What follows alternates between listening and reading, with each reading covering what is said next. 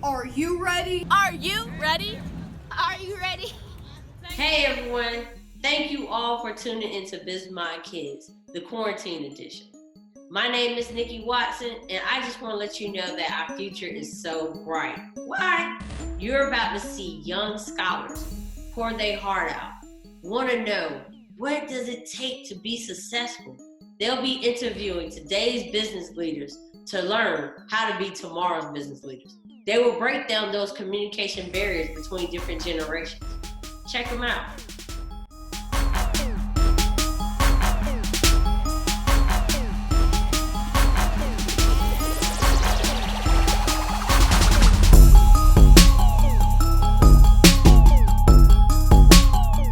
My name is Omari Wary, and I'm here with Business Minds Kids, where we train the kings and queens of the future. Today, we're here with Dontell Jefferson, a former NBA player, and today we're going to talk about his experiences in the league and his experiences with rejection. Take it away, guys. Since you wanted to go to UNC, but you didn't but your life's cards didn't come out that way, how were you able to recover? The biggest thing I was able to do to recover from that is, I had it in my mind that anything that didn't, go my way, I was always able to just adapt. I have to thank my mom for that, my grandparents, my coaches that I had growing up, aunts, uncles, just everybody in my foundation. And they just kind of instilled in me at a young age, you don't always get your way. And I think just with that upbringing and background, it was more so of, okay, this didn't work, so what can I do next? UNC was far removed. Like I was so far removed, like I wasn't even close to going to UNC. But I understood that if I was able to get one Division I scholarship, then I must be good enough to play on that level. So I just took my second option and went to junior college, and luckily I was able to kind of prevail there and get to the University of Arkansas. But my next question for you is, were you the star player of your high school basketball team? I actually was. I think going into my junior and senior year is kind of when I became that star player. Not so much as a sophomore, but I was actually, yeah. So how did that shape you for stardom? I've always been the player to actually defer to my teammates. So it was more so that it was one of those things that you kind of take it what comes along with being a basketball player.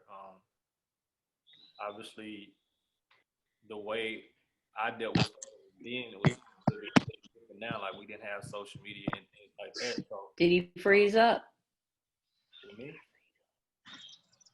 you can't hear me? Yeah, I can hear you. Oh,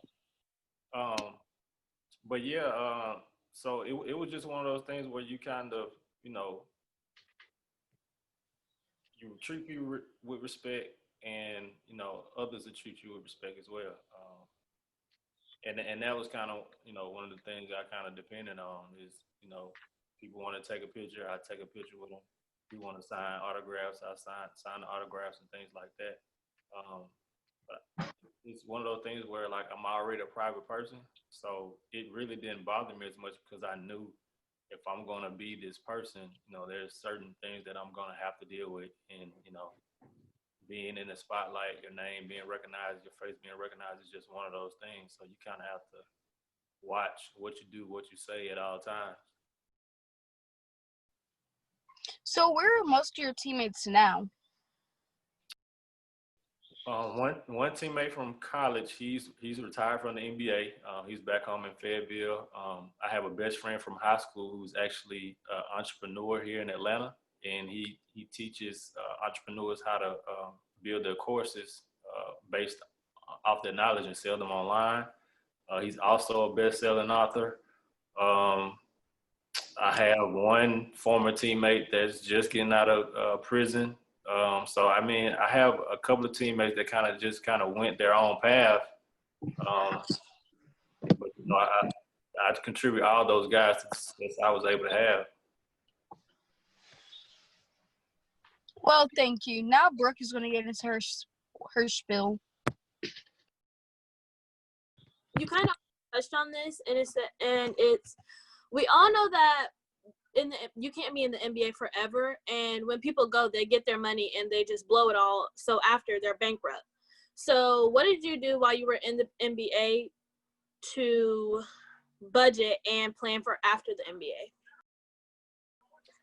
So when I was in the NBA, I really have to contribute to all of this back to my upbringing. My grandmother was the type of woman that always just told you to save your money, save your money, save your money. At that time, the year before I had went overseas, so I had already paid my car off. I had already done the things that I kind of wanted to do. I had painted it, put rims on it, all those things that you kind of do when you're young. So while I was in the NBA, I really didn't do anything but save my money. I do, besides buy clothes and shoes, the typical things that you do. And so, then I wasn't thinking with a business mind also. I should have asked my best friend that was in the NBA that was doing investments, how can I get involved in some of those things? So to be perfectly honest with you, I didn't really do anything to set myself up after basketball at that point, in which, that's one of the things I wish I would have done.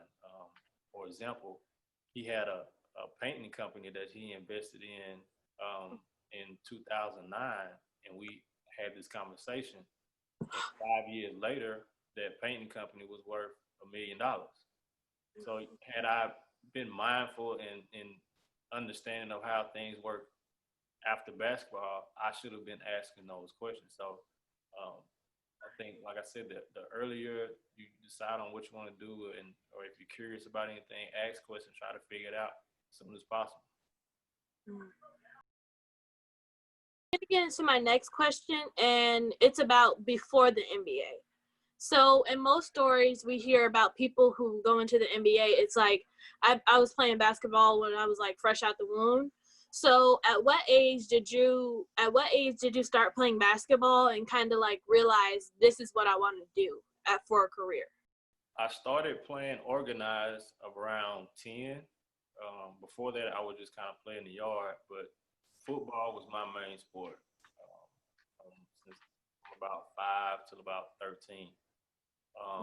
I knew I wanted to go to the NBA and play in college when I was 15. And that's when I started taking it seriously. During college, the way my college career ended, I didn't think I would even make it to the NBA. So I would have to say around 21, 22.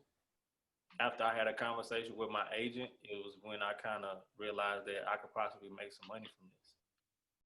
So my last question is, what advice would you give to your younger self, like 13, 14, around that age?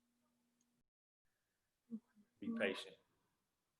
Like when I was younger, I was really stubborn, and I always wanted to kind of get things done fast, and I always wanted to kind of do it my way. And that kind of cost me a little bit with part of my career. But I think just understanding everything don't happen on your time. Everything is not instant. Life is not instant. We often see that, things can go viral so quick, but, reality is not like that. Anything that you want, and if it comes easy, majority of the time it's not going to be worth it, or you're going to lose it faster than you got it. But if you're able to endure, persevere, go through adversity to obtain whatever it is, you learn more from that than you would anything else. I was wondering, like, who was the best player you ever played with or played against? Which one you want first? The best player you played with. Best player I played with, probably,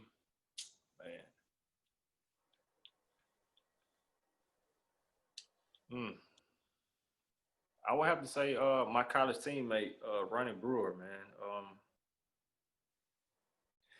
He did so many different things for our team. He was 6'7", uh, long, could defend, could score, could pass the ball. Um, was a great teammate, real respectable. Always wanted people to do well. Um, and he allowed me to be the point guard that I was able to be. And even on my professional path, he let me come out to his house in Salt Lake City and work out and help me prepare my career. So my hat would definitely have to go out to him. Do you think what are the things you wish you could have did better? I guess to prepare your career. Yeah. One thing that I definitely wish I would have did better when I was in the NBA was ask the question of what do I need to do to stay? I think I was just so happy and content with making it. I didn't do anything different to prepare for the next season.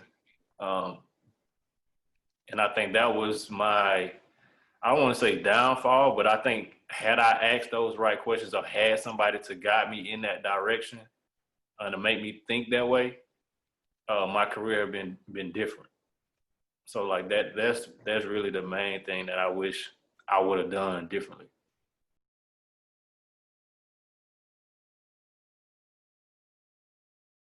It's 60 spots.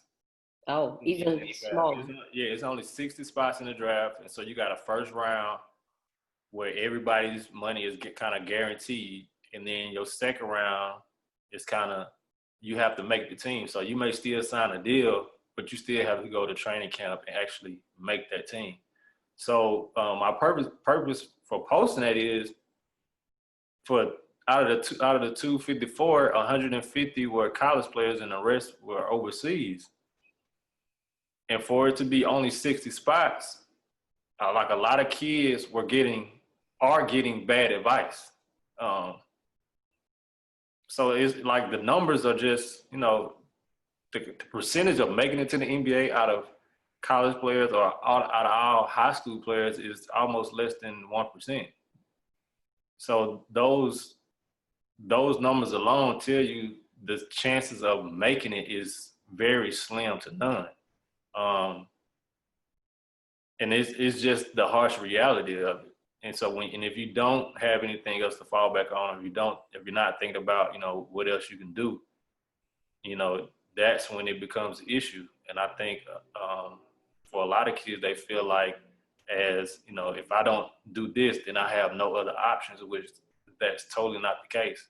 Like when I speak at schools, I often say, what is your MBA? And your MBA is anything that you want to do in life, no matter what it is. It doesn't have to be necessarily going to the NBA. You can play college basketball and end up getting hurt and then being able to work for an NBA team in their marketing department or a sales department, things like that. So you may not be playing in the NBA, but you're working for an NBA type of organization. So those are the type of things that have to go on when you understand the percentage behind people actually making it. And then, how can you utilize your skill sets and, what you've learned over the course of your life so it translates into the corporate world or business world.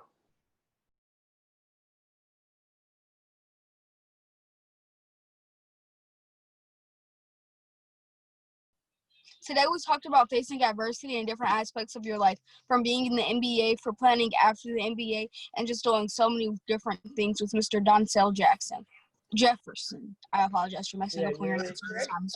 Jefferson. Me, Omari Wary, and Brooke Smith interviewed him today. Thank you for your time. Now we're going to end out with well wishes.